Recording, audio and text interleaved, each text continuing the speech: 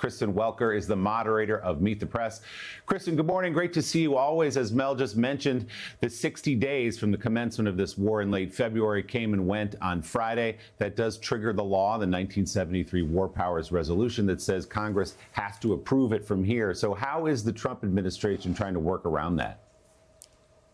Well, Willie, as Mel said, President Trump sent a letter to Congress effectively saying he's halted the war because there is a ceasefire in place. That's complicated by the fact that there's also a U.S. blockade in the Strait of Hormuz. So you have members of Congress, Democrats, and even some Republicans, Willie, saying that that is not good enough. They still believe he has to go to Congress to seek approval. Let me read you what Republican Senator Susan Collins says. She says, quote, "The president's authority as commander-in-chief is not without limits. That deadline is not a suggestion. It is a requirement. So expect that pressure to mount in the coming days." And it does come amid confusion about what the president will do next amidst this back and forth over proposals. We know that President Trump was briefed on a range of different options this week, including potential military options. And there's mounting pressure at home, Willie, for President Trump to bring this war to an end. Gas prices hit a 4-year high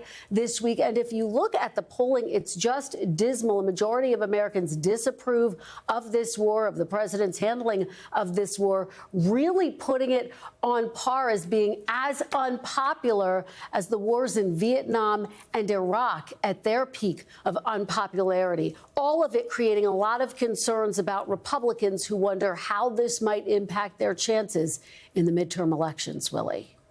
Those prices at the pumps, I can tell you from just yesterday, are shocking. Kristen, thanks so much. We'll look for more this morning on Meet the Press when Kristen is joined by Acting Attorney General Todd Blanche, who will face some of these questions from Kristen, as well as Democratic Senator Adam Schiff of California. Hey, thanks for watching. And don't forget, you can catch the Today Show every morning on NBC or take Today when you're on the go. Just follow the Today podcast on Apple Podcasts, Spotify, or wherever you listen.